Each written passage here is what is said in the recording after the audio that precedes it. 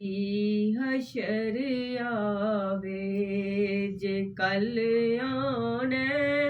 जे कल आना मेरे रब्बा ते फिर अज हशर आवे मेरे लेखा दे विच मौला मदीने दा सफर आवे सफर मुके मेरा छेती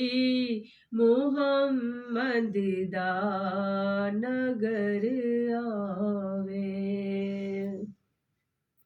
मेरी कुल्ली तो शर्माना महल बादशाह दे मेरी कुल्ली